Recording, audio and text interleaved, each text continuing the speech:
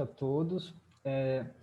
Hoje a gente está encerrando essa sequência de conversas sobre arte e cultura popular.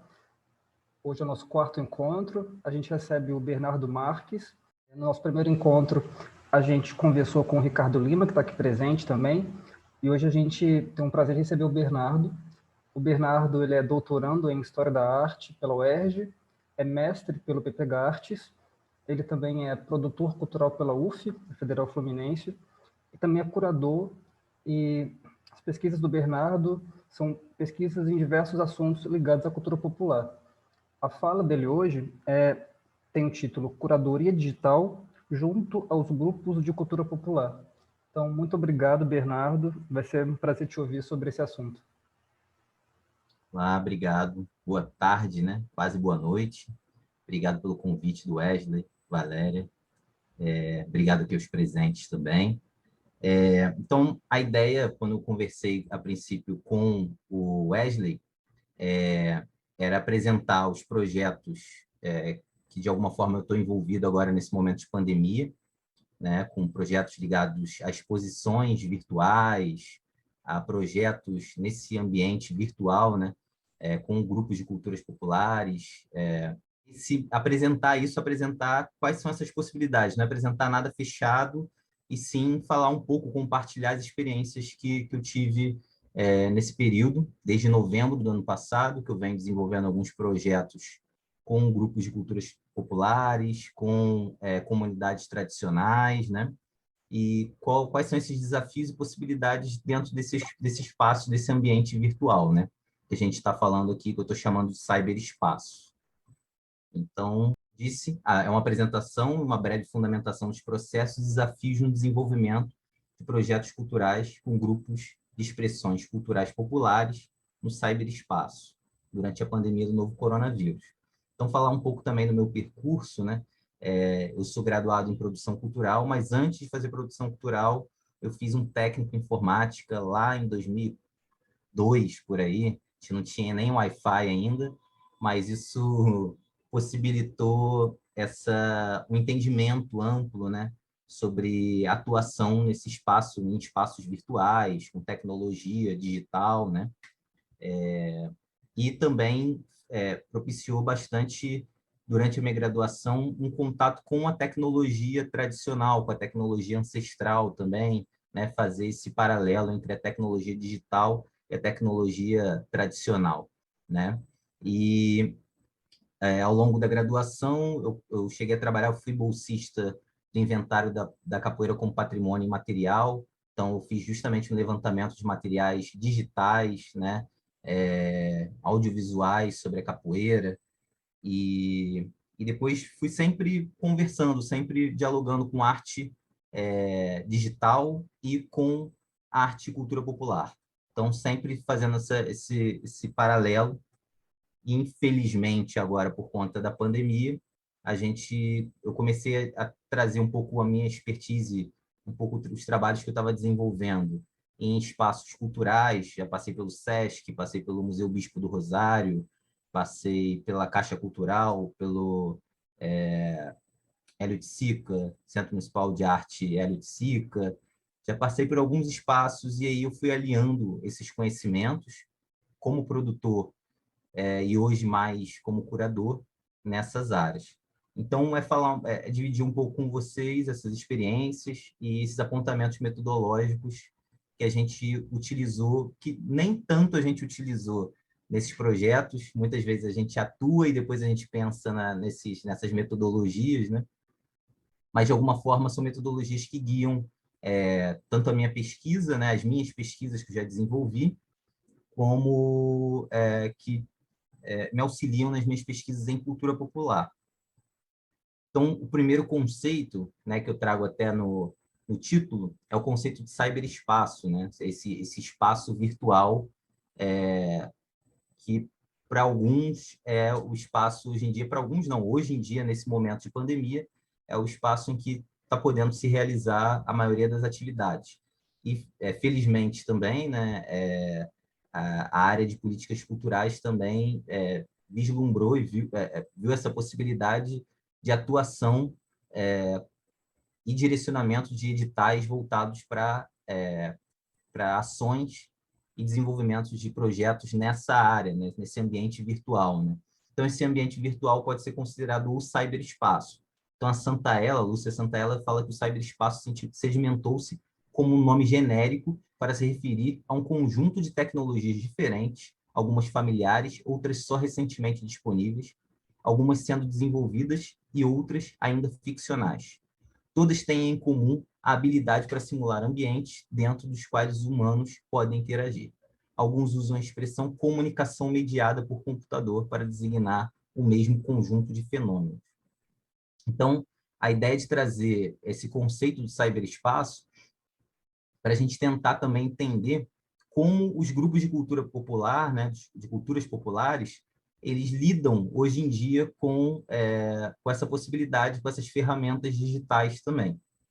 Então, eu acho que hoje, desde quando eu comecei a fazer a minha pesquisa mais voltada para uma pesquisa de campo, o meu primeiro contato com essas comunidades, com esses grupos, né, com esses fazedores de cultura, por vezes é através de um Facebook. Primeiro eu cato a pessoa lá pelo Facebook, se a pessoa tem uma atuação no Facebook, principalmente os mestres mais jovens, né, na faixa entre 40 e 60 anos, eles estão no Facebook, têm o WhatsApp, né? Então, quase sempre eu faço contato por meio desses espaços para depois ter essa aproximação, uma aproximação um pouco mais presencial, né?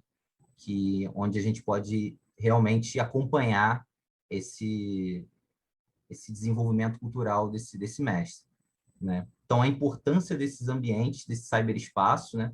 Que há algum tempo, acho que no tempo da Santaella também, em 2003, tinha uma forçação, né, desse cyberespaço ser um ambiente totalmente virtual, um ambiente mesmo físico virtual, um ambiente 3D, que você pudesse andar por esse espaço. Mas hoje eu entendo esse espaço, esse cyberespaço, como essas redes, né, que são desenvolvidas, o próprio TikTok, Instagram, WhatsApp, Facebook, né? Esses espaços onde você pode desenvolver e trocar, né?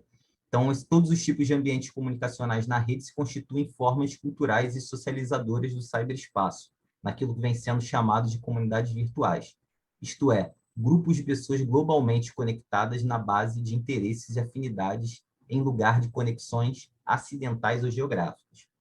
Ou seja, os grupos de cultura popular, eles têm a sua parte presencial, mas todas hoje em dia, a maioria delas, estão também situadas nesse cyberespaço através de comunidades virtuais, sejam elas por uma página, né, no Instagram, uma página no Facebook. Isso daí acaba tornando presente esses grupos nessas comunidades virtuais. A gente vai falar mais à frente aí sobre os projetos que a gente desenvolveu. A Aline Gualda já esteve aqui com vocês, falou um pouco também sobre a pesquisa dela, que é sobre os bate-bolas, né? A gente desenvolveu um projeto junto, uma exposição virtual.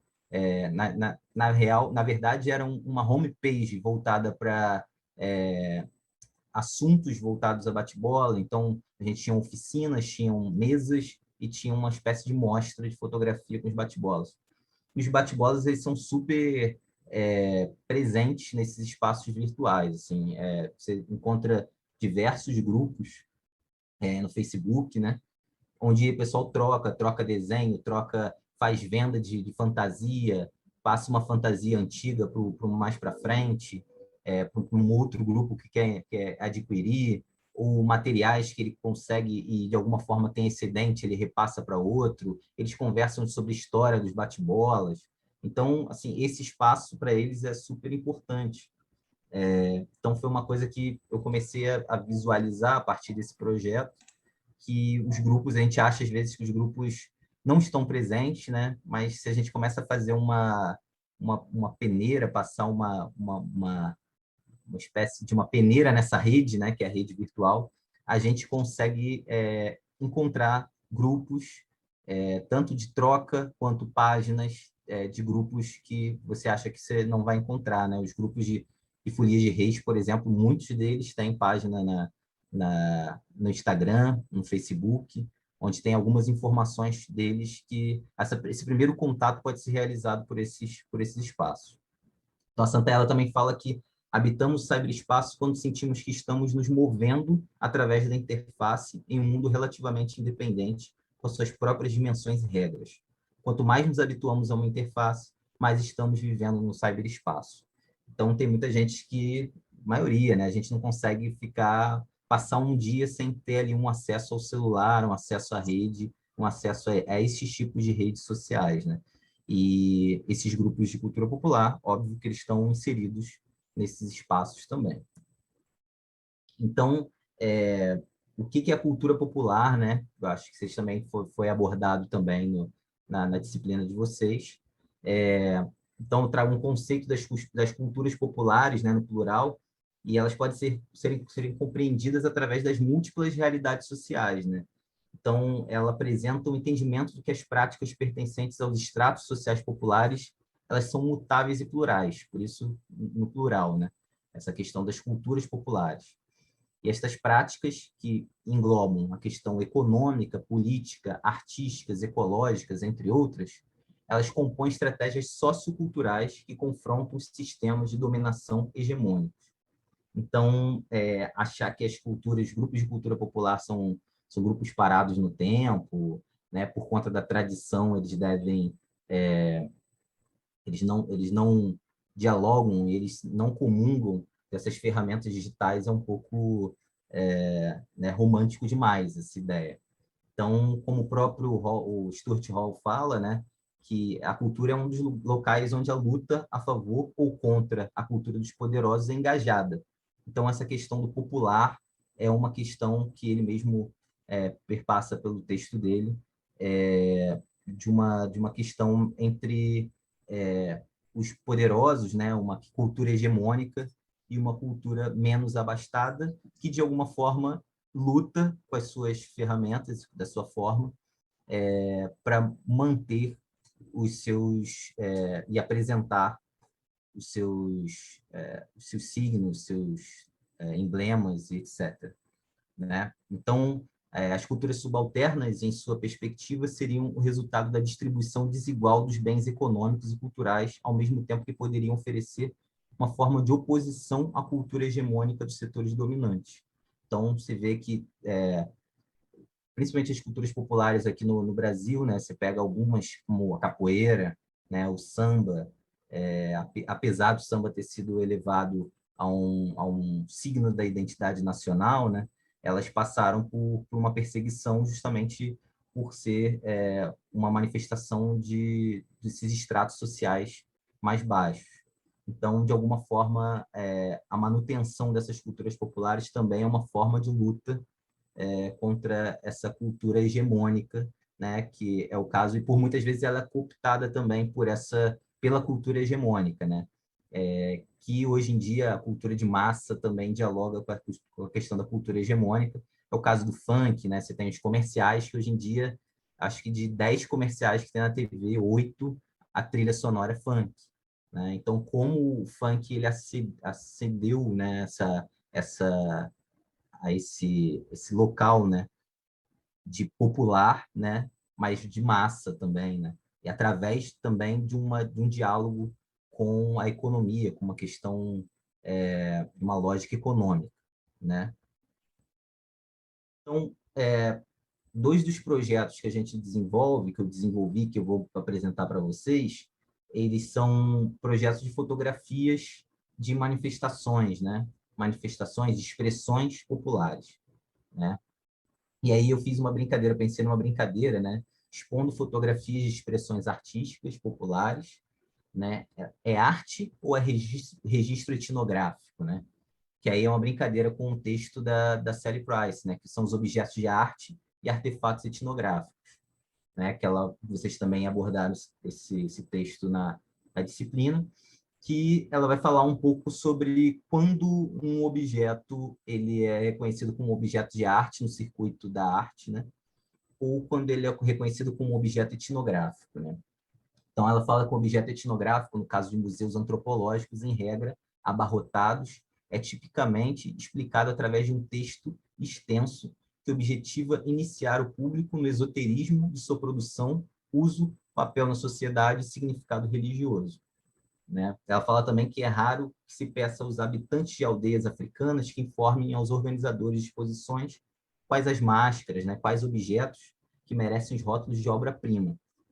E os índios das Américas do Sul raramente atuam como consultores sobre quais cocares de pena que merecem ocupar a posição central da exposição. É um pouco complexo, né, esse texto. Eu acho que também considero um pouco datado, né, o texto da Price, porque ela faz essa questão, né, ela traz essa questão de, né, o que você vai virar para uma comunidade tradicional. Acho que também é uma crítica, né, uma comunidade tradicional, né, um povo originário, e perguntar para ela o que ela reconhece como arte, sendo que o conceito da arte é um conceito ocidental, né? Então, outros pensadores, né, como o próprio Gell, ele traz uma abordagem diferente para essa questão da relação da obra de arte e não, né, arte primitiva, nesse caso, com essas comunidades, esses povos originários ou tradicionais. Então, eu considero que ela não consegue chegar, ela mostra esses dois lados, que é importante a gente entender esses dois lados, mas a gente fica um pouco ainda na dúvida, assim, mas como eu tenho que fazer então? Né? Que é o caso. É uma fotografia de expressões artísticas, né? É arte ou é um registro etnográfico? Então, a gente tem que entender desde o conceito de quem fez esse registro, né? Até o conceito de como expor esse material. Então, é curioso que, por exemplo, o Pierre Verger, ele é um fotógrafo etnógrafo, né? Foi, no caso. Mas você encontra ele em várias exposições de arte.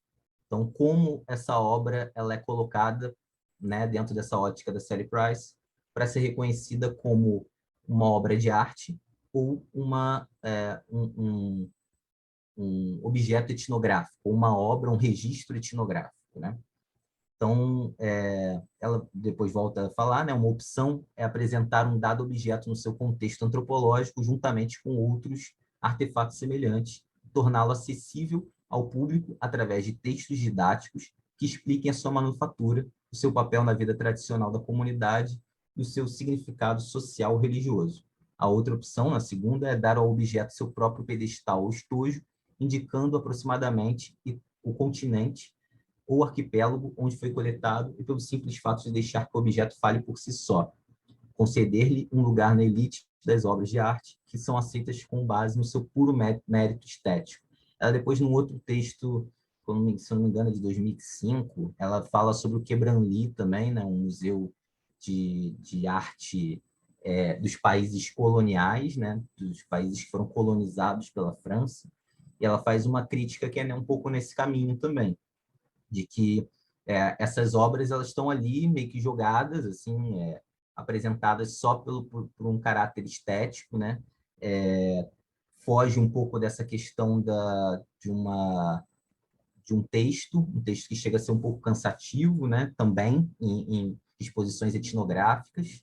Então, o que você faz? Você só apresenta aquela obra e, como ela mesmo fala no texto, coloca uma coleira ali ligada àquela obra, falando o que ela é, da onde ela é, né? Dá um nome para aquela obra. Até no texto seguinte a esse, ela começa com uma fala de um Marchand, que o Marchand fala que você dando nome ao artista, você passa a conferir um valor artístico àquela peça. Então, o que você faz? Você coloca só isso, você coloca ele num pedestal e coloca ali um nomezinho de onde o cara vem, né, de onde aquela obra veio, ou qual o seu uso, né, a utilização, como se utiliza aquela peça, né, aquele objeto, naquele contexto que ela vem. Então, a partir de um pouco disso, principalmente na exposição que a gente fez sobre Folias de Reis, a gente pensou em não, ao mesmo tempo, vir no caminho do meio, né? não encher de textos explicativos, contextualizando essas peças, esses registros, né, fotográficos, para não ter um caráter etnográfico nessa exposição, e também não apenas falar qual o nome daquele grupo, falar qual o nome de quem está ali na foto apenas, né? Então, para compreender também um pouco desse trabalho da curadoria, acho que é interessante também a gente vir nesse assunto da etnografia, que ela fala sobre esses objetos etnográficos, mas como realizar uma etnografia, né? Nesse momento, até o que a gente estava conversando antes aqui, que eu e o Wesley estamos na pós-graduação e a gente, de alguma forma, vocês também da graduação, foram afetados com a questão da pandemia e como a gente pode realizar as pesquisas, né, o que a gente tem de interesse, né, desenvolver pesquisas nesse momento, né? É interessante a gente pensar em dois conceitos, que seriam os conceitos de etnografia e netnografia, né? Então, a etnografia é um conceito já difundido, mas a gente passa aqui um pouco por ele, né? Que fazer uma etnografia significa empreender em um engajamento imersivo prolongado com os membros de uma comunidade ou cultura, seguido por uma tentativa de compreender e comunicar sua realidade por meio de uma interpretação densa, pormenorizada, sutil, historicamente curiosa e culturalmente fundamentada, e por uma descrição profunda de um universo social que é familiar a seus participantes, mas estranho a forasteiros. E vários pensadores, né, vários antropólogos que atuam nesse ramo da etnografia, sempre eles têm umas anedotas, umas histórias que conferem a eles que estiveram naquela localidade, né? O próprio Gertz, ele conta a história da briga de galo, né? Que ele estava em Bali e como ele era de um país, ele era um país colonizador, né? As pessoas não davam muita trela ali para ele, e ele estava ali, ele já estava quase um mês ali naquela história, a partir do momento que ele estava acompanhando uma rinha de galo, que é proibida, né, no país, e a partir de uma batida policial ele correu junto com o pessoal e se escondeu na casa de uma pessoa. A partir dali ele ganhou, ele conferiu a ele um status de igualdade, não igualdade com essas pessoas de lá, mas que ele não era uma pessoa, ele não era um infiltrado de outra localidade ali para estar levando, ele era um pesquisador. E as pessoas entenderam isso. Então, essas histórias conferem a esses pesquisadores, né, essa chancela de ter estado na localidade. E como é fazer, então, uma pesquisa sem estar naquela localidade, né? Existe também um outro lado, que é uma etnografia de segunda mão, que é uma etnografia a partir de uma bibliografia, né? A partir de um escritório, né? Uma pessoa não sai daquele escritório e ela, a partir de outros materiais, ela consegue entender aquela localidade. Mas tem um outro conceito também, surgido agora no século XXI, que é a questão da netnografia, né? Que é o uso do termo netnografia. Ele representaria a tentativa do pesquisador de reconhecer a importância das comunicações mediadas por computador nas vidas dos membros da cultura, de incluir em suas estratégias de coleta de dados a triangulação entre diversas fontes online e offline de compreensão cultural e de conhecer que, como entrevistas ou semiótica, a netnografia tem seus próprios conjuntos de práticas e procedimentos exclusivamente adaptados que a distinguem da conduta de etnografia face a face. Então, a netnografia surgiu também como uma das ferramentas, né? Na verdade, a etnografia é um conjunto de ferramentas, né? Desde entrevista até a observação participante, né? E a netnografia surgiu com a etnografia que engloba algumas ferramentas digitais também. Então, você pode realizar desde uma netnografia em um ambiente virtual, né? Os fóruns de troca de informações sobre computação, né? Os fóruns de receitas, né? De gastronomia, até a utilização, que essas seriam comunidades online, então seria uma etnografia em comunidades online, e outro tipo seria uma etnografia online em comunidade. Então, é possível, sim, realizar essa espécie de netnografia, como é o conceito, e ele pode ser uma ferramenta que te auxilie na sua prévia, antes de ir até um campo, ou você pode também utilizar essa ferramenta como uma ferramenta para desenvolvimento da pesquisa, que é um pouco o que eu vou trazer aqui, que é a minha pretensão de estar trazendo aqui para vocês, como a gente pode desenvolver pesquisas que, de alguma forma, a gente não pôde, nesse momento, se locomover, ir até uma localidade que era mais distante. Então, a gente utilizou puramente essas ferramentas. Outro conceito que eu trago também nos nossos desenvolvimentos de pesquisa seria a autoridade etnográfica, né? Então, o etnógrafo, quando ele fala, quando ele está escrevendo, é o Batista, né, o sobrenome, que está escrevendo sobre algum lugar. Mas até onde a autoria daquele texto também, ela não é diluída também, ela também não é autoria daquele próprio etnografado, né? Então, a gente vê alguns materiais, como A Queda do Céu, Davi Copenau, né? Ele é o etnografado, mas ele é o autor. Então, essa questão de você deslocar a autoria também é importante. E essa autoridade etnográfica, né, que muito tem na academia, é importante a gente visualizar isso como uma questão que já está passando, assim, que a gente pode, até a academia hoje em dia aceita outros tipos de pesquisa que você inclua também uma autoria compartilhada, né? Então, o próprio Clifford, o James Clifford, ele fala que é possível, sim, realizar uma etnografia que seja dialógica, né? Que haja diálogo, e polifônica, em que várias vozes falem ali junto com a própria voz do pesquisador, né? Você pode ter seu posicionamento de pesquisa, mas você também pode trazer também as falas e a autoria também nesse desenvolvimento de projetos junto com esses etnografados.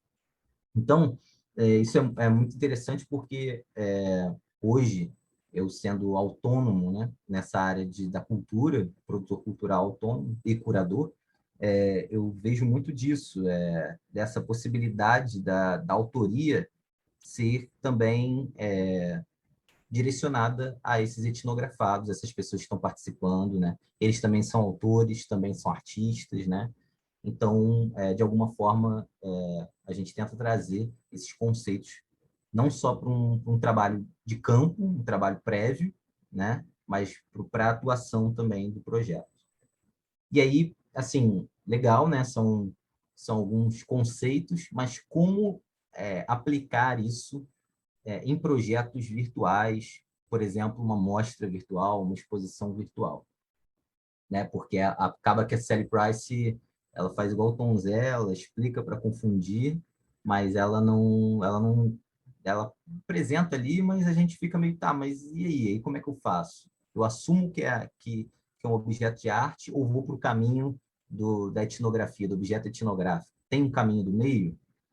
Também, na minha ideia, não é que é comprovar que existe o caminho do meio, mas existem soluções dentro da área da museologia, da cultura, que a gente pode estar trazendo, que seria a ideia da mediação cultural, né? Que a gente tentou aplicar de alguma forma nesses projetos. Então, nesses projetos, a ideia é que os próprios participantes do projeto, né? No caso das Folias de Reis, a gente tem uma exposição que em breve vou apresentar para vocês. É uma exposição que são fotografias dos foliões, das Folias de Reis. Mas como essas Folias de Reis poderiam estar participando, né, dessa ação?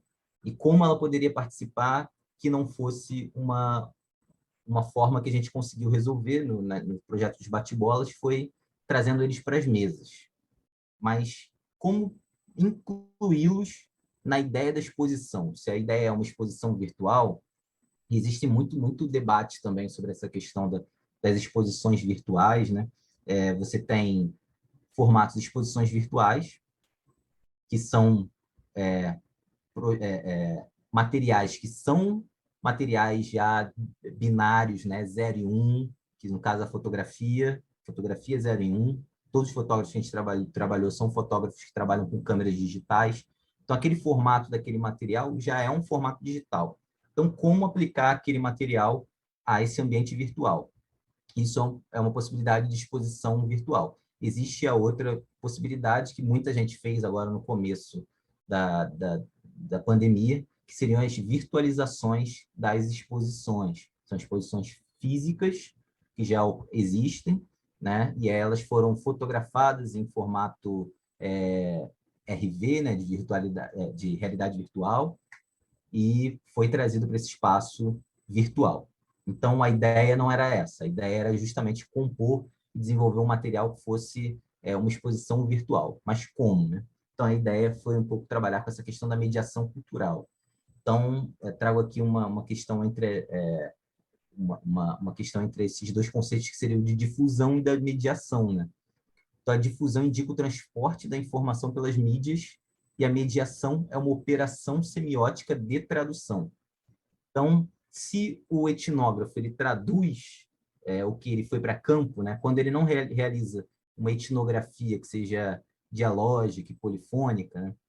Se ele traduz isso, se ele vai para campo e eu escrevo da minha forma, né? E você está lendo ali uma fala que um etnografado, uma pessoa que deu uma entrevista para mim, falou, eu estou traduzindo, eu estou trazendo aquela fala dele para uma linguagem acadêmica, né? No caso, ou uma linguagem expográfica, né?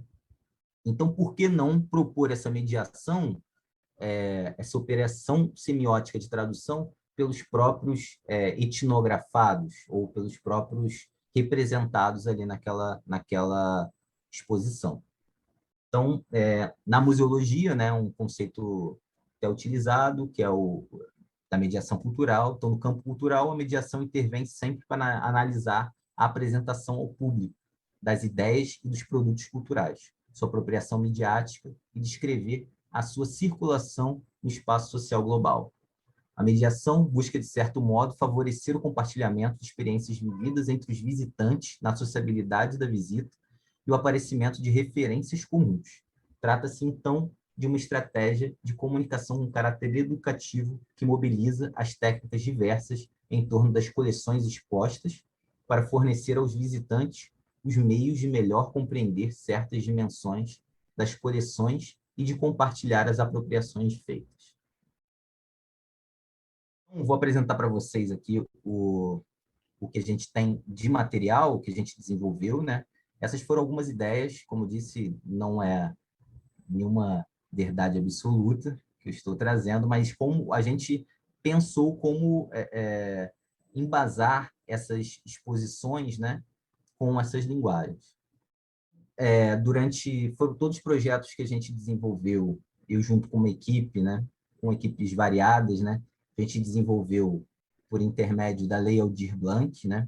Então, como eu disse no começo, esses projetos eles eram direcionados a desenvolvimento de projetos em ambiente virtual.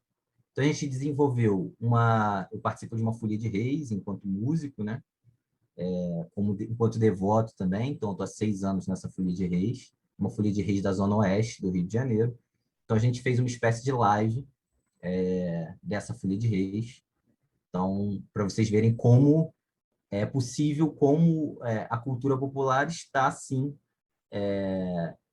ingressada nesse cyberespaço. Como, além da nossa, algumas outras fizeram também.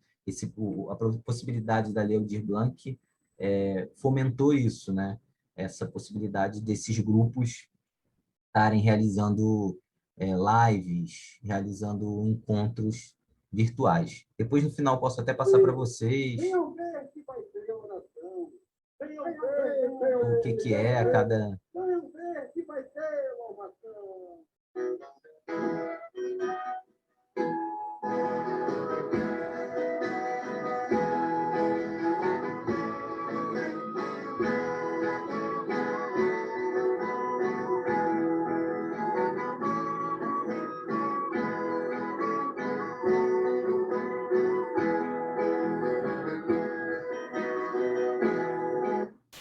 para vocês verem um pouquinho como a gente desenvolveu, a gente fez uma visita apenas em uma casa que tinha uma estrutura maior, que é uma espécie de um sítio, e aí a gente fez uma visita a esse espaço e fez essa representação. Não sei se vocês conhecem, né? A Folia de Reis, ela representa a visita dos 3 reis magos às casas desses devotos, né? Junto com a bandeira vai à frente, né? O próprio Ricardo chamou a atenção, né? Que por uma questão de pandemia, os palhaços estavam dentro de casa, mas os palhaços eles nunca entram na casa. Foi um momento atípico da Folia de Reis. E por essa questão, como a gente tinha só um espaço para fazer essa transmissão, os palhaços acabaram entrando nesse espaço. Então, foi um dos projetos que a gente realizou.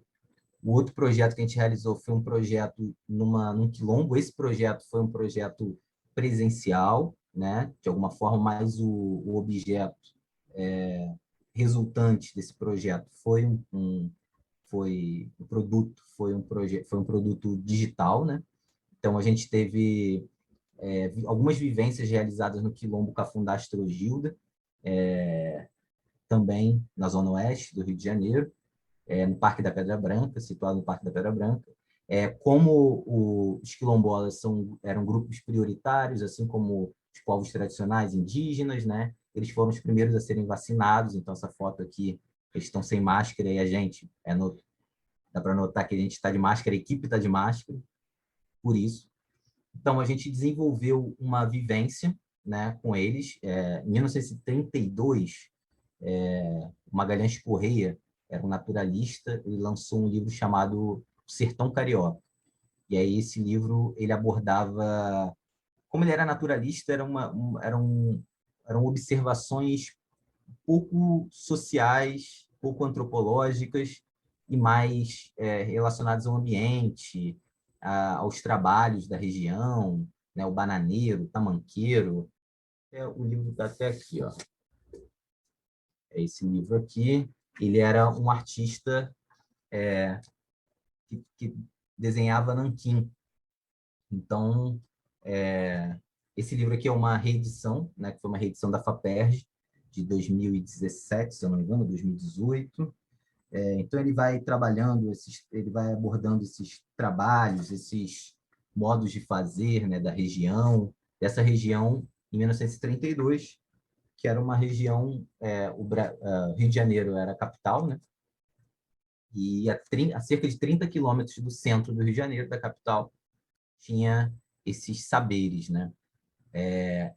E esses saberes e fazeres e esse espaço meio que intocado no Rio de Janeiro, esse espaço rural no Rio de Janeiro, que era uma espécie de sertão, né? Então, o sertão ele não está ligado a essa questão da falta d'água, uma questão do sertão nordestino, por exemplo, tanto que o Guimarães Rosa tem o sertão, né? Você tem sertões em várias localidades do Brasil. Então, a gente desenvolveu esse projeto, que é uma espécie de uma publicação, né? O nome do projeto é Afluente, e o nome da publicação é O Sertão Carioca Ontem e Hoje. A gente convidou um artista, um gravurista, né? Que é o Tiago Modesto, para ele estar fazendo registros, né? Assim como o trabalho do próprio Magalhães Correia, mas trazendo um pouco para essa noção de ontem e de hoje, né? Dessas histórias antigas, dessas memórias que esses viventes desse território ainda têm, né? E aí, como a gente realizou esse tipo de material, né, de trabalho? A princípio, a gente tinha um interesse de fazer algo mais acadêmico e mais duro mesmo, né? De vir textos falando sobre a localidade, mas desde o momento que a gente começou a se relacionar com eles, mesmo nesse momento de pandemia, eles tinham muitas histórias e muitas memórias, né? Muitos contos, que foi bem interessante a gente conhecer esses contos a partir da fala deles. Então, a gente trouxe essa fala deles, é a questão da autoria, né? Que eu falei sobre a autoridade etnográfica, né? Tanto a autoridade etnográfica quanto a autoria, né? Você tem aqui, ó, os autores são esses viventes dessa região.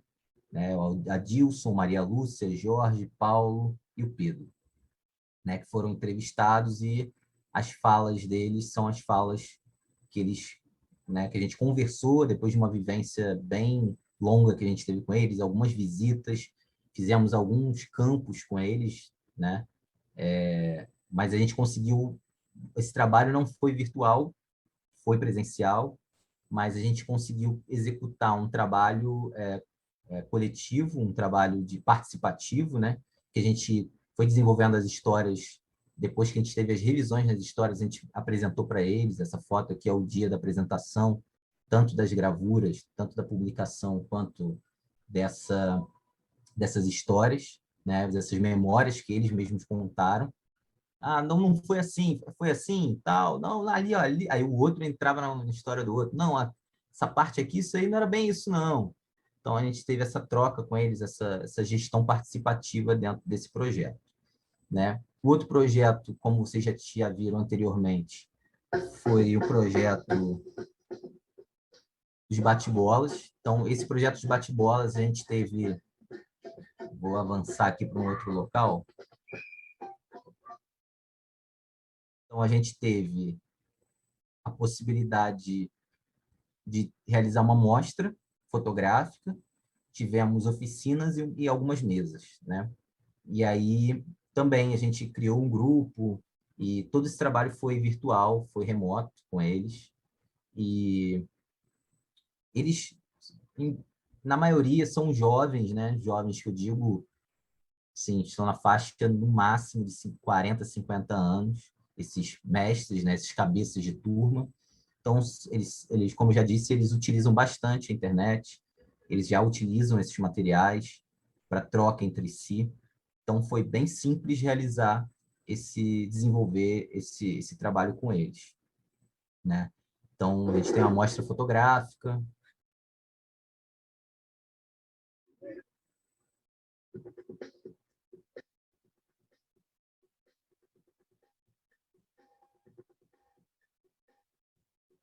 Os fotógrafos dessa exposição... Deixa eu fechar aqui. Os fotógrafos dessa exposição, eles são fotógrafos documentaristas, né? Aquela indagação que eu fiz lá no começo, né? É arte ou registro etnográfico? Eles são fotógrafos documentaristas, são fotógrafos que são da escola do povo, né? Eles têm folia de imagens, eles têm Favela em Foco, eles têm alguns projetos que são vinculados a essa questão de documentar essas ações externas, ações de ruas. Muitos deles acompanham grupos populares. A própria Tuane, que é uma das fotógrafas, ela é a fotógrafa oficial da Gaviões da Fiel, né, da, da torcida, né, organizada do Corinthians. Então, são fotógrafos que já têm esse costume de realizar, de documentar ações externas, acompanhar movimentos sociais, acompanhar festas né, populares. Então, são fotógrafos que já têm esse envolvimento. Então, é diferente do Verger, que ele, de alguma forma, ele era já um etnógrafo, foi se iniciou, sim, na religiosidade afro-brasileira, mas o olhar dele já era um olhar de etnógrafo. Então, a gente compreende que esse olhar desses registros, desses fotógrafos, estão nesse meio do caminho aí. Eles são tanto trabalhos de arte, como trabalhos também de um registro, uma espécie de um registro etnográfico. Mas a ideia em ambos os projetos não era apresentar um texto extenso sobre aquela manifestação, sabe? Tipo, Kim e Iago, pai e filho, no local onde os integrantes da turma Perfeição se reuniram antes da saída do Carnaval de 2018. Taquaral, Senador Camará, Rio de Janeiro. Entendeu? Não precisa falar que aqui é o local, a fantasia nesse ano representa alguma coisa. A gente tentou fugir mesmo desse excesso de contextualização em ambos os projetos, tanto no bate-bola quanto no Salve Santos Reis. Um outro projeto, como eu falei anteriormente para vocês, que foi um pouco mais trabalhoso, porque essas folias de reis eram de localidades diferentes do Rio de Janeiro, né? Algumas já tinham essa, esse costume de estar trabalhando com a internet já, né? Já eram requisitados em algumas reuniões, algumas falas, outros não. Então, foi complexo a gente administrar isso e chegar a fórmulas também que a gente pudesse conseguir ter a presença deles na exposição. Então, a fórmula que a gente achou benéfica para essa exposição foi entrevistá-los via Zoom. Então, a gente, além do contato pelo WhatsApp, a gente fez entrevistas via WhatsApp. Então, o projeto ele tem áudios durante a exposição, também tem os vídeos durante a exposição, e a gente conseguiu pegar muitos materiais que a ideia é utilizando ao longo das exposições. Também eram muitas fotos, são 6 fotógrafos também, alguns que participam também dessa exposição dos bate-bolas. Então, a gente dividiu, a princípio, por linhas curatoriais, mas a gente entendeu que essas linhas curatoriais elas ficariam cansativas. Você assistir 6 exposições, cada linha curatorial com 30 fotos. Então, tem muito isso também, entender e compreender essa forma de se relacionar nesse ambiente virtual. E quanto menos material, melhor, porque o pessoal está o tempo todo num formato, que é o formato do Instagram, o formato do Facebook, né? Uma série de informações, imagens, e como a gente pode construir um material que fosse leve e que tivesse também essa participação dos mestres, né? Então, convido a todos depois para dar uma conferida no site, né? Então, é um site que, a princípio, a gente tem uma exposição aberta, que é a Fé e os Votos. A gente vai ter uma outra exposição, que é a Folia do Ano Todo. Então, a gente converteu as linhas curatoriais em exposições. Cada mês a gente vai estar lançando uma. A Folia e o Rito, né? Folias e Territórios, Palhaços, Sociabilidades, e a gente tem mais uma que a gente vai fazer uma homenagem ao Mestre Riquinho. O Mestre Riquinho faleceu de Covid em 2020. Então, também tiveram essas questões, né? As trocas dos grupos, a troca de mestre de alguns grupos, então, conversar com eles e também entender como eles estavam atuando nesse momento de pandemia era interessante. Como eu disse, eles estão localizados nesse ambiente virtual, mas por ser uma manifestação de fé, eles estão saindo normalmente. Então, eles saíram em 2020, que ainda na pandemia ainda não tinha chegado no Brasil com tanta força, mas em 2021 eles saíram também. Algumas fotos que fazem parte da exposição foram realizadas em 2021. Então, essas manifestações de fé, elas não costumam parar, né? Porque eles acreditam muito que seguir, né, essa promessa, tem isso, né? Você tem que ter 7 anos ininterruptos. No caso da Folia de Reis que eu participava, a gente resolveu fazer uma versão virtual para não estar visitando a casa das pessoas. Mas também foi com esse intuito de não parar esses 7 anos. Muitos outros acreditam que é necessário fazer essa visita por conta dessa promessa dos 7 anos. Como eu disse, as exposições. Áudio também. Tem um texto bem curtinho que introduz essa questão da curadoria, dessa linha curatorial, no caso, que virou uma exposição, que fala brevemente o que é, mas a ideia é não alongar muito, né? Temos vídeos, né, dos mestres, né, com seus depoimentos.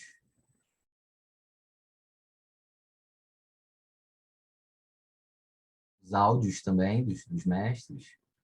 Acho que a princípio era isso, era tentar dividir um pouco de qual forma a gente tentou. O Ricardo foi o curador dessa exposição, né? Eu e o Ricardo desenvolvemos junto a curadoria, Ricardo Gomes Lima. E foi também, acho que o próprio Ricardo pode falar um pouco sobre o desafio para ele também de desenvolver um projeto nessa versão virtual também.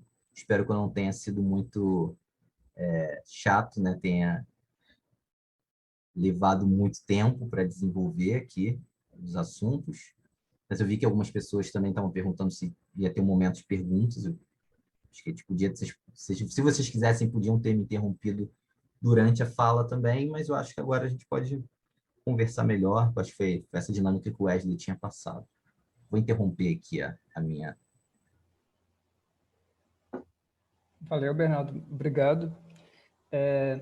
Então, assim, só recapitulando um pouco, acho que a gente encerra hoje com mais uma, vamos dizer, uma referência de cultura popular, né? Porque o Ricardo fez, né, no dia em que ele participou, ele fez um apanhado do conceito de cultura popular, né? Então ele fez uma apresentação do conceito. Aí depois a gente trouxe 3 referências, né, de, vamos dizer, de formas populares. A Aline trabalhando com bate-bola, o Pablo Dantas com mamulengo, e você agora falando mais da Folha de Reis. Então, acho que é interessante que a gente encerra assim. A Laila, ela te fez uma pergunta, ela perguntou, o sertão seria uma referência à favela? Não, o sertão tem várias etimologias, né, dessa palavra sertão, né? Uma delas que eu acho interessante que tem muito uma ligação muito com a geografia, falam que o sertão vem de sertã, que é uma espécie de uma panela que era utilizada em Portugal, e eles chamam geograficamente esses locais que são nessa lateral dessa panela, uma panela funda, né? Parece muito relacionado a vales também, né? De sertão. E é muito curioso também que você encontra essas espécies de panelas, né? Panelas, não a panela física, mas esse formato geográfico em algumas localidades do sertão, né? Do sertão que eu digo, seja do sertão. Eu tenho um pouco dessa vivência nesse sertão, eu já tive uma vivência no Cariri, tive uma vivência no sertão Veredas, né? Do Guimarães Rosa, e de alguma forma foi curioso que quando eu retornei, eu procurava muitas coisas longe, né, desse meu território. Eu cresci, era morador, hoje em dia eu estou em Madureira, mas eu vivi em Jacarepaguá. E quando eu retornei dessas localidades, eu vi que a gente tinha um olhar, uma abordagem desses sertões também no Rio de Janeiro, né? Mas o sertão ele está muito ligado à ruralidade, né? O conceito de sertão, de sertanejo, ele está muito ligado à ruralidade, apesar dele ter, né, se fortalecido, se firmado mais com uma ligação à pauperidade, né? A uma questão de uma falta, uma escassez de alguma coisa, mas pelo contrário, assim, o sertão, tanto do Nordeste, Chapada do Araripe é um local super verde, é um local com muita água e é sertão, né? Você tem, acho que em contraponto ao sertão, você tem a questão do caipira, né? Que em São Paulo, Mato Grosso, né? São outras formas também de lidar com essa questão da ruralidade. Mas o sertão, o gentílico do sertão, né? O sertanejo, são figuras presentes, a meu ver, né? Em todas as regiões do Brasil. E esse local, como eu disse, foi reconhecido, foi nomeado como Sertão Carioca por um naturalista. Ele era um desenhista, né? Que ele fazia alguns desenhos e escrevia crônicas para um jornal. Se eu não me engano, não sei se era o Correio da Manhã, não sei qual era o jornal daqui do Rio de Janeiro. E aí depois ele compilou todo esse material a partir de um convite, se eu não me engano, do IBGE, em 1932, ele juntou todos esses desenhos que ele tinha feito e essas informações sobre essa região, né? E aí acaba que esse conceito do sertão carioca, hoje em dia, virou um conceito meio que mítico, que esses moradores utilizam dessa localidade, que de alguma forma ainda é um local que luta contra essa expansão louca aí, tipo, da modernização econômica, da modernização brasileira, né? Que é a Zona Oeste, que o próprio Museu das Remoções é localizado na Zona Oeste, nessa região que o próprio Magalhães Corrêa ele abordou no livro dele. E aí esse pessoal que a gente trabalhou, que é o pessoal do Quilombo Cafundá-Astrogildo, em Vargem Grande, eles são um quilombo que são reconhecidos, foram reconhecidos pela Fundação Palmares em 2014, 2014 a 2015, se eu não me engano. Então, receberam o título, e antes eles tinham um problema bem forte tinham um conflito com a unidade de conservação, que é o Parque da Pedra Branca, né? Na década de 70, durante a ditadura, surgiram algumas unidades de conservação que se instalaram em algumas localidades, de grande importância, por uma questão natural no Brasil, mas não houve um diálogo, né? O cara chega ali, tipo, agora esse espaço aqui vai virar uma unidade de conservação, e o caiçara, o indígena, o quilombola, ele tem que sair dessa localidade porque ela foi reconhecida como uma unidade de conservação, e a pessoa não pode ter uma vivência humana ali naquele espaço. Então, esse reconhecimento deles como quilombolas foi uma vitória para eles, né? E eles utilizam bastante desse conceito também do sertão carioca, porque nesse livro, ele já, em 1932, ele apresenta bananeiros, né? Agricultores e bananeiros em 1932. E até hoje, esses quilombolas eles trabalham com essa lida com a agricultura, são bananeiros, plantam banana orgânica, participam do circuito de feiras orgânicas, né? Além de outras feiras, né? Então, eles, de alguma forma, se relacionam com com esses saberes e fazeres locais, né? Maravilha. A gente tem duas perguntas da Valéria, Bernardo.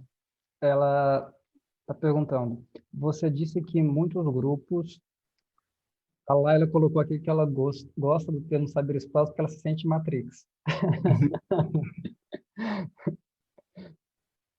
Então, a Valéria, ela falou, você disse que muitos grupos já possuem páginas virtuais ou já estavam, de alguma forma, nesse cyberespaço. O desenvolvimento desses projetos é uma demanda dos grupos? Sim, de alguma forma, sim. A gente conversou com eles e a gente tem dentro do site também, se depois vocês entrarem lá no Salve Santos Reis, a gente tem um mapa, que aí nesse mapa você tem a localidade desses grupos de Folia de Reis que participaram do projeto. E eu também não falei, não conceitualizei um pouco mais o que é a Folia de Reis, mas se vocês quiserem, vocês também entrem no site, tem lá uma conceitualização da professora Cássia Frade, que assim, ela é a pessoa que sabe tudo de Folia de Reis, do Rio, do Sudeste, né? Então, a Folia de Reis também ela está sendo a UERJ, para o professor Ricardo Gomes Lima e a professora Cássia Frade deram início a um inventário da Folia de Reis como patrimônio imaterial, né? A Folia de Reis do estado do Rio de Janeiro. Então, pode ser daqui a algum tempo, né? Vamos ver aí, eu acho que quando acabar essa gestão, né, do IFAM, pode ser que o pessoal se movimente para transformar, para trazer as folias de reis como patrimônio. Assim como aconteceu com o jongo, né? O jongo foi reconhecido como jongo do Sudeste, pode ser que aconteça a mesma coisa com as folias de reis, porque elas estão bastante presentes em São Paulo, Espírito Santo, Minas Gerais, Rio de Janeiro, né? Acaba que muitos dos mestres das folias de reis daqui do Rio de Janeiro, eles remetem essa ancestralidade do grupo deles de outras localidades fora do Rio de Janeiro. A Miracema, né, Minas Gerais, ao Vale do Paraíba, divisa com São Paulo, com Minas. Então, é muito curioso ver essa circulação desses grupos também, né, se você for acompanhando um histórico desses grupos. E, sim, acaba sendo uma demanda, a pergunta da Valéria, acabava sendo uma demanda que a gente até pensou em outros projetos e outros processos, né? De como Agora, possibilitar que eles atuem nesse registro, né? Porque, a princípio, a gente está difundindo nesse site registros de fotógrafos, mas como eles podem trabalhar também nesse registro, né? Antes de trabalhar com esses grupos específicos, eu trabalhei com outro grupo, em uma outra instituição, que eles não tinham essas fotos guardadas no local, eles não tinham documentação, né? Tem alguma dificuldade em alguns grupos com essa organização desse material digital, né? Esse material que está no cyberespaço. E muitos deles traziam as fotos impressas. Mas essas fotos que circulam na internet, de alguma forma, essas páginas, Facebook, Instagram, acabam sendo uma forma de repositório para eles, né? E, a partir disso, também a gente pensou em quais outros passos o projeto poderia ter, que seria um passo seria esse, de transformar esse site numa espécie de repositório, né? Tanto para uso desses próprios materiais, tanto para esses grupos de cultura popular, mas que também futuramente eles possam registrar e eles possam alimentar esse site, uma espécie de repositório virtual com esse material, né? Então, ser um espaço onde você poderia pesquisar por nome de folia, pesquisar por nome de grupo, né? E ter um acesso a esse material, é uma espécie de repositório. Mas vamos ver, assim, acaba que eu comentei sobre essa questão né, de realizar curadorias nesse espaço nesse cyberespaço, né? Como a própria Laila falou aí, essa espécie de matrix, mas tem um gasto, né? Tem um custo que, felizmente, algumas universidades, alguns programas e alguns grupos, né, já estão visualizando para isso dessa forma, nesse formato de investir nisso, né? Então, a gente tem o Museu Afrodigital na UERJ, né, que tem, de alguma forma, visa fazer isso também, guardar, ser uma espécie de repositório dessas manifestações, de algumas manifestações, né? A gente tem alguns editais de inovação na própria universidade, a gente tem o Inova UERJ, a gente tem o Qualitec, né? Então, espero que os grupos de pesquisa, né, os programas, né, os núcleos, comecem a olhar um pouco para isso também, né? Essa forma de desenvolver projetos e desenvolver projetos virtuais nesse cyberespaço que seja uma espécie também de repositório para esses grupos, que venha também auxiliar esses grupos de alguma forma, né? Não é só também fazer uma exposição. Essa exposição que a gente fez, as Folias de Reis, eles tiveram participação, né? Como disse, a gente conversou bastante com eles por WhatsApp, a gente não conseguiu fazer uma reunião com todos, a gente fez reuniões individuais via Zoom, e todos eles receberam para integrar também o projeto. Então, todos os grupos receberam cachê para integrar essa exposição. Acho que essa questão do repositório tem a ver com a segunda pergunta da Valéria, né? Porque ela queria saber como se dá a entrega desse projeto e como que se dá a relação com eles depois, se esse diálogo é constante. Então, ela queria que você falasse um pouco mais sobre o que acontece, como se dá a autonomia dos grupos após o fim desses projetos. Então, é por esse caminho, né? A gente pensa em ter uma segunda fase do projeto, em que esses próprios fotógrafos eles consigam realizar oficinas com esses grupos, né? Então, também, totalmente nesse espaço, a gente não sabe, né, quando que a gente vai estar retornando. Sim, de alguma forma, esses trabalhos também, nesse cyberespaço, tem esse custo, né? Aí você tem que pagar um Zoom, você tem que pagar né, a assinatura de um outro software, né? Ou pagar uma espécie de hospedagem por conta do site. A gente tem que ter, não são todos. Eu acho que a galera mais nova já tem tem um pessoal que já tá mais munida desse tipo de conhecimento, que seria um conhecimento de desenvolvimento de blogs, sites. Isso é muito importante para a gente das artes, assim. Então, eu penso um pouco nisso, né? Como a gente pode fortalecer esse meio, né? Esse mercado que às vezes é muito mais voltado para uma questão econômica, né? Você tem portais de venda, você tem portais de um monte, mas você não tem portais de arte, Você não tem portais de arte e cultura popular, né?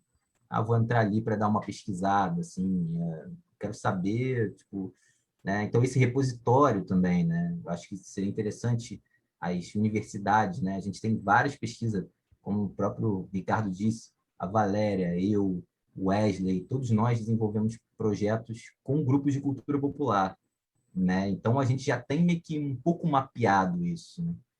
Então, acho que a universidade seria interessante também, a universidade construir uma espécie de mapeamento, um mapa, né, para saber até onde a UERJ alcançou, porque a UERJ está aqui no Rio de Janeiro, né? Ela não tem uma atuação como, né, até uma interiorização no estado do Rio de Janeiro, não, mas não em outros estados, como a UF, que tem um polo em Oriximiná, né? Mas o próprio Wesley desenvolveu a pesquisa dele no Piauí.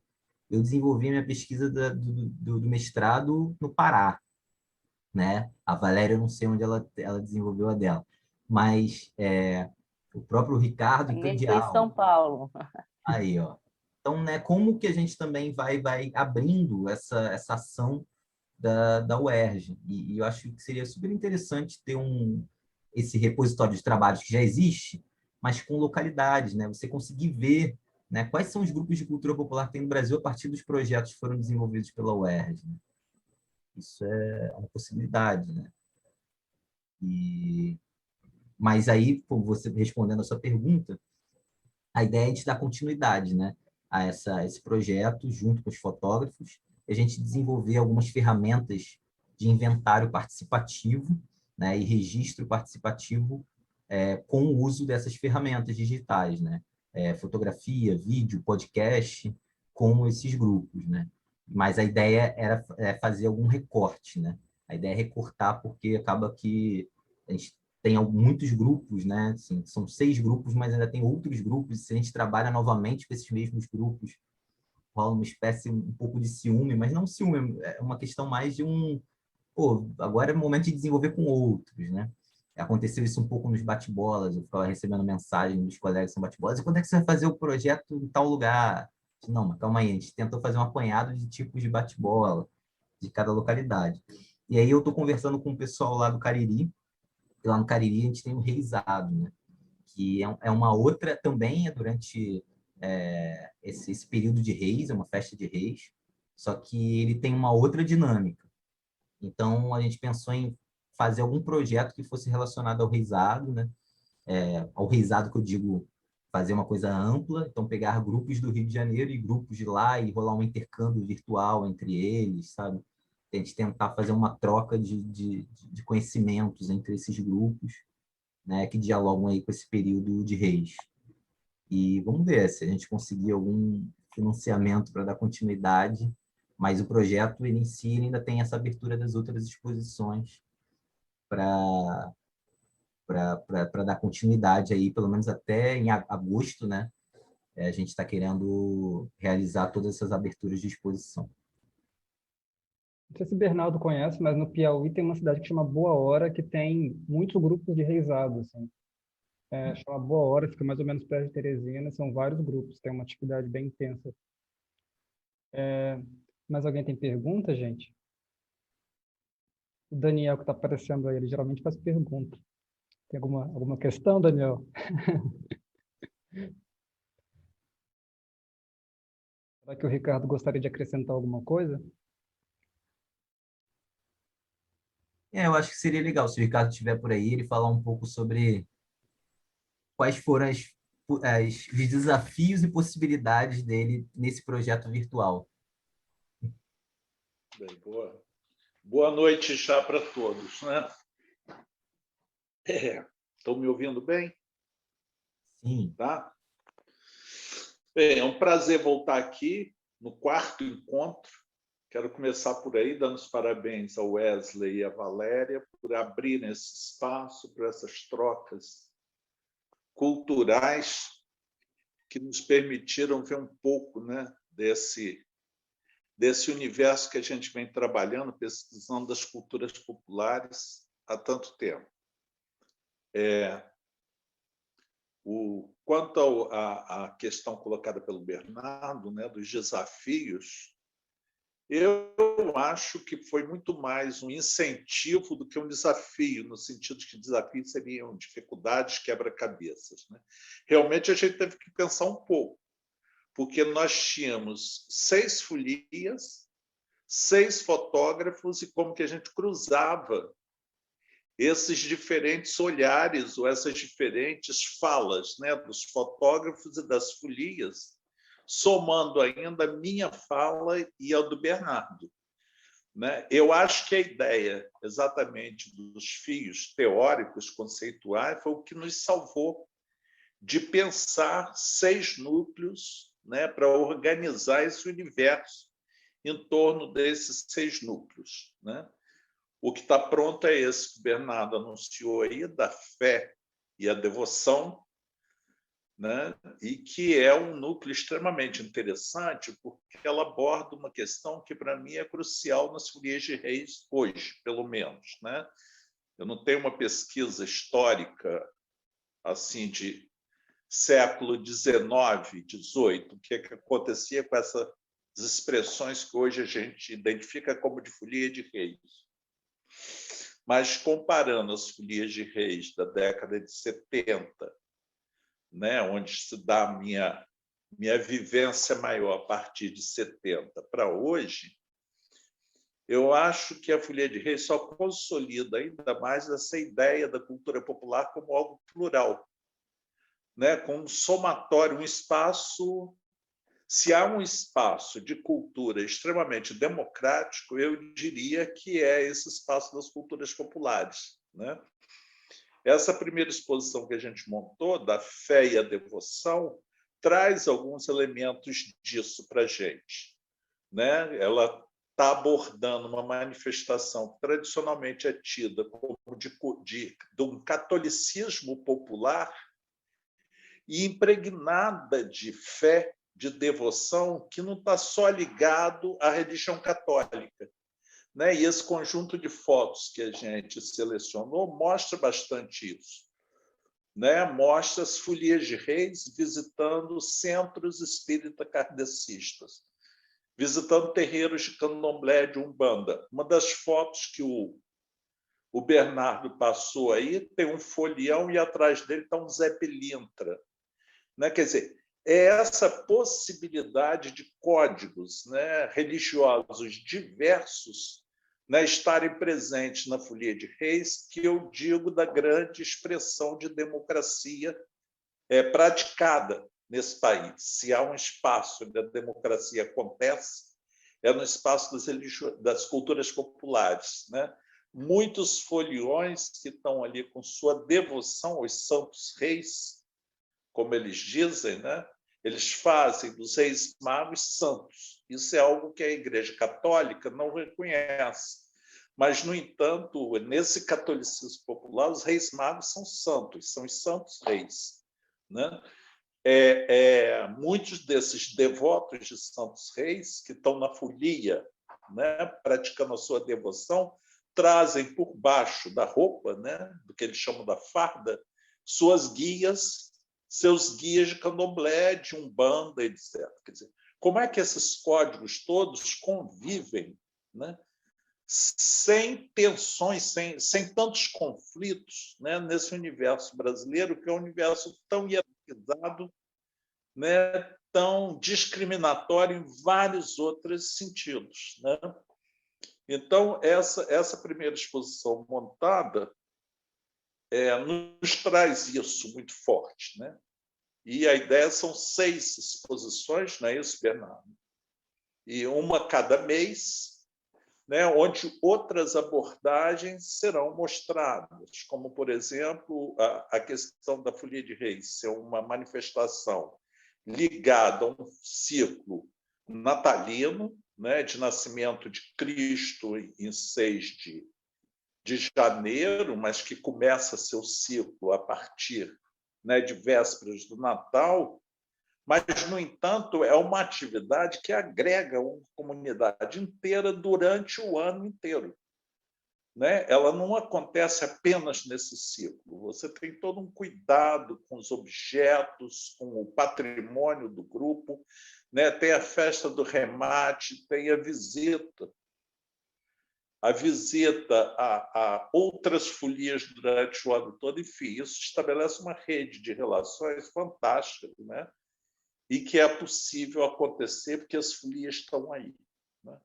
Enfim, eu não vou continuar a falar demais, porque senão o espaço é do Bernardo. Eu agradeço muito ele ter me convidado para integrarmos esse trabalho sobre as folias.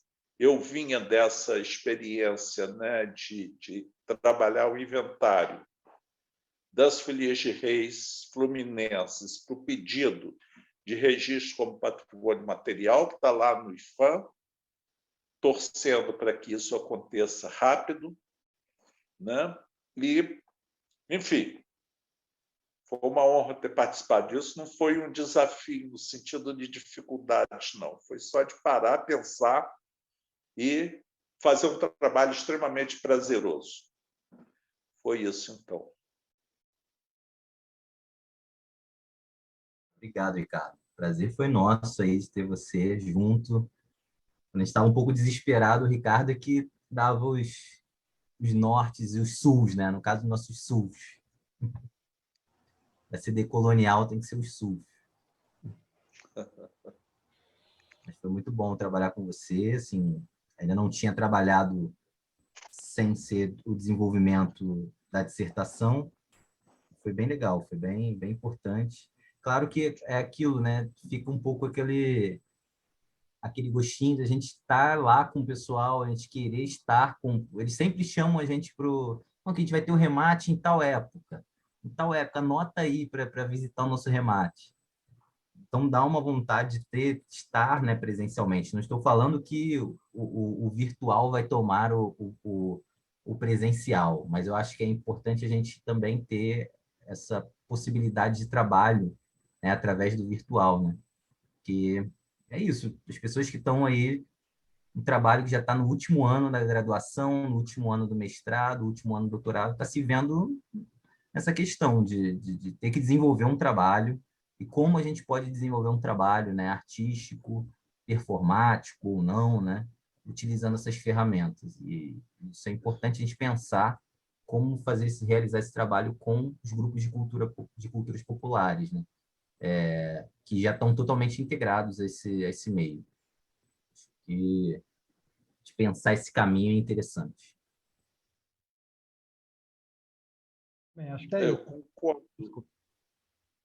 Pode falar, Ricardo. Eu Desculpa. concordo plenamente com o que o Bernardo coloca agora e não vejo problema algum. Ao contrário, eu acho que o cyberespaço acabou sendo uma solução para todos nós, né? É só a gente parar e pensar um pouco. Se não tivéssemos essas condições, o que a gente estaria fazendo enlouquecidos no isolamento de uma pandemia agora, né? Eu acho que é justamente essas ferramentas, esses instrumentos que está nos permitindo, né? Que a gente se conecte, que a gente se sinta vivo, permaneça atuando de um modo novo, mas que eu acho também que a gente está encontrando os caminhos possíveis para a gente lidar e de um modo super, super legal. Não é assim, estou fazendo o bom já que eu não consigo o excelente. Não, acho que a gente está fazendo excelente. A gente está falando excelente. Muita coisa só está sendo viável hoje porque está aí a internet, né? Está aí o Facebook, o WhatsApp, etc.